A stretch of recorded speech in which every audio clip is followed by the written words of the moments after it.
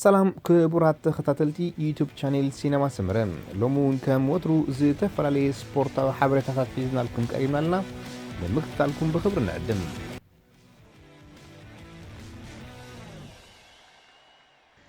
ኤርትራዊ ኣቫል ክለብ ኣስታና መርሃዊ ቅዱስ ዝሳተፎ ዘሎ ቱር ስዊዝ ትማሊ ናይ ራብዓይ መድረኹ ውድድር ኣሰላሲሉ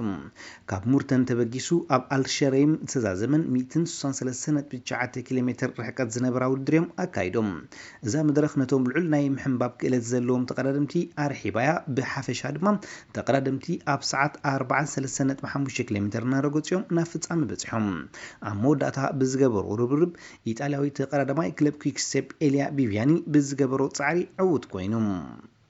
እዚ ተቀዳዳማይ ንውድድሩ ብ3 ሰዓትን 46 ደቂቃን ክልተ ካልኢትን ክዕወተሉን ከሎም ካልኣይ ሚካኤል ማቲዩስ ካብ ሳንዌብ ሳልሳይ ፒተር ሳጋን ብምዃን ተኸታቲሎም ንውድድሮም ዝፈጸሙ እዮም ኤርትራዊ መርሃዊ ቅዱስ ካብ ዕውት ናይዛ መድረኽ ዝኾነ ግዜ ከይከሰረ መበል 42 ደረጃ ሒዙ ንውድድሩ ፈጺሙሎም ንቱር ዲ ስዊዝ 2019 ፒተር ሳጋን ብ11 ሰዓትን 37 ደቂቃን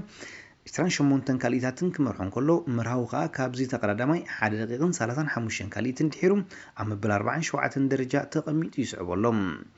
ኣብ ናይ ነጥቢ ፒተር ሳጋን መራሒ ክኾን ከሎ ኣብ ናይ ኣንበሳ ዓቐብ ከዓ ክላውዲዮ ኢምሆፍ ቀላስሎም ብጋንታ ከዓ ሳሙዌቭ መራሒት ክትኮን ከላ ናይ መርሃዊ ቅዱስ ኣስታና ከዓ ካብ መራሒት 1 ደቂቃን 2 ካልኢታትን ድሒራ ሻምናይ ደረጃ ሒዛ ኤርትራዊ መርሃዊ ቅዱስ ሳተፎ ዘሎ ቱር ስዊዝ ጽንኩር እኳ እንተኾነ መርሃዊ ግን ካብ ግዜ ናብ ግዜ ዘመዝግቦ ዘሎ ውፅኢት ኣብ ብቕዓት ከም ዘሎ ዘርኢ ህያው ምስክር እዩ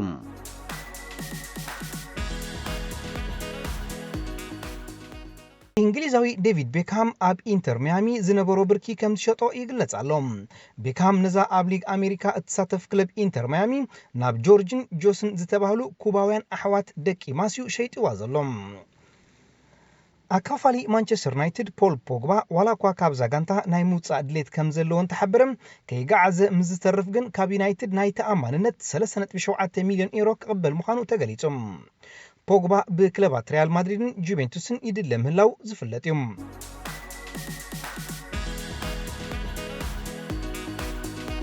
ፕሬዚደንት ሊዮን ማይክል አውልስ ዝሓለፈ ዓመት ስሙ ምስ ሊቨርፑል ተተሓሒዙ ዝነበረ ሓለቓ ጋንታ ኦሎምፒክ ሊዮን ነብል ፌኪር ካብታ ጋንታ ንኽወፅእ ፍቓድ ከም ዝሓተ ተገሊጾም ኣብ ልዕሊ ዝተፃወታይ ዳግማይ ተገዳስነት ኣሕዲራ ዘላ ሊቨርፑል ኣብ ልዕሊ ዝተፃወታይ ልዑል ኣድናቆት ካብ ዘለዋ ጋንታታት እያ ኤሲ ሚላን ዝመጽእ ዓመት ኣብ ውድድራት ኤውሮፕያን ሊግ ክትበኽረሉ እትኽእል መንገዲ ምስ ዩኤፋ ከም ዝተራረደት ተገሊጾም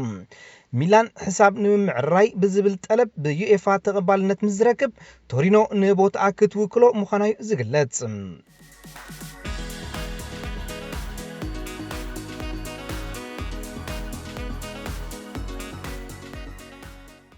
ሉዊስ ኤንሪኬ ብውልቃዊ ምኽንያት ካብ መዝነት ምስልጣን ሃገራዊት ጋንታ ስጳኛ ከም ዝተፋነወ ተገሊጹም ድሕሪ ምዝዛም ዋንጫ ዓለም ንመዝነት ላሮኻ ዝተቐበለ ሉቾ ብሰንኪ ዘይተፈልጠ ውልቃዊ ዝተባህለ ምኽንያት ካብ ስርሑ ርሒቑ ይጸኒሑ ብምርዳእ ፌደሬሽን ኩዕሶ እግሪ ስጳኛ እታ ሃገራዊት ጋንታ ኤንሪኬ ብርሑቕ ኣብ ሜዳ ድማ ብተሓጋገዝኡ ሮቤርቶ ሞሬኖ ክትእለያ ጸኒሖም በዚ ድማ ድሕሪ ምስንባት ሉዊስ ኤንሪኬ ሮቤርቶ ሞሬኖ ብወግዒ ኣሰልጣን ናይዛ ሃገራዊት ጋንታ ኮይኑ ተመዚዙሎም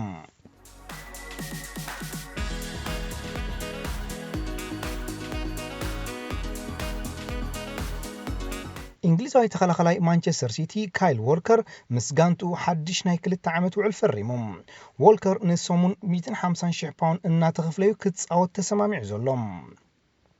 ካልእ ማንቸስተራዊት ጋንታ ዩናይትድ ንስጳኛዊ ኣካፋልያ ኳን ማታ ናይ 2 ዓመት ውዕል ኣፈሪማቶም ኣብዚ ክራማት ውዕሉ ምስ ኣብቅዕ ብነፃ ከይፍለያ ሰጊኣ ፀንሐት ዩናይትድ ኣሰልጣንያ ኦሊ ጉናር ሾልሻየር ከእምኖ ብምኽኣልያ ክታሙክተን ብርኪ ኢላ ዘላም ጆን ቴሪ ምክትል ኣሰልጣኒ ኣስቶን ቪላ ኮይኑ ንተወሳኺ 2 ዓመት ክሰርሕ ተሰማሚዑም ቅያር ናብ ቸልሲ ክገዕዝ ዝበሃለሉ ዘሎ ፍራንክ ላምፓርድ ብምዃን ኣሰልጣኒ ደርቢ ካውንቲ ክኾን ትፅቢት ዝተገብረሉ ጆን ቴሪ ምሳ ንፕሪምየር ሊግ ሓሊፋ ዘላ ኣስቶን ቪላ ክቕፅል መሪጹሎም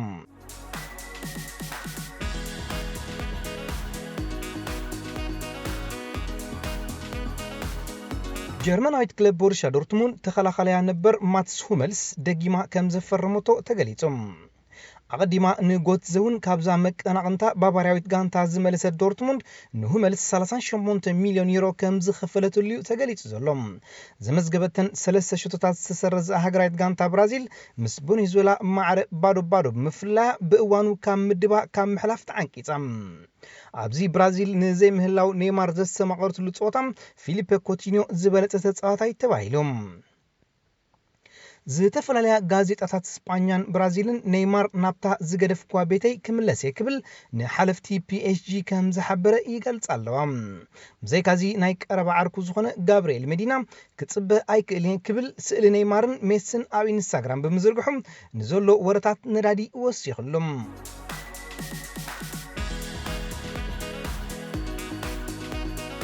እንግሊዛዊት ክለብ ማንቸስተር ሲቲ ብማንቸስተር ዩናይትድን ሊቨርፑልን ዝህደን ዘሎ ተኸላኸላይ ናፖሊ ካሊዱ ኩሊባሊ ብ95 ሚልዮን ዩሮ ንምዕዳጉ ተበጊሳ ምህላዋ ተገሊጾም ሲቲ ነዚ ምስ ሃገሩ ሴኔጋል ንዋንጫ ኣፍሪቃ ኣብ ምድላው ዝርከብ ብሉጽ ተኸላኸላይ ቅያር ሓለቓ ጋንታ ቪንሰንት ኮምፓኒ ክኾነ ደልያቶ ዘላ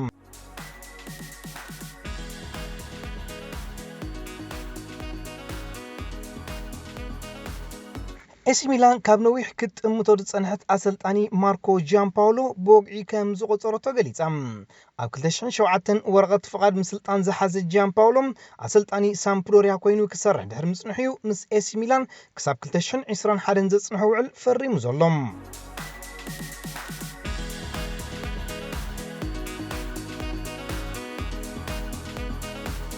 ዝኸበርኩም ተኸታተልቲ ዩቲዩብ ቻናል ሲነማ ሰመረም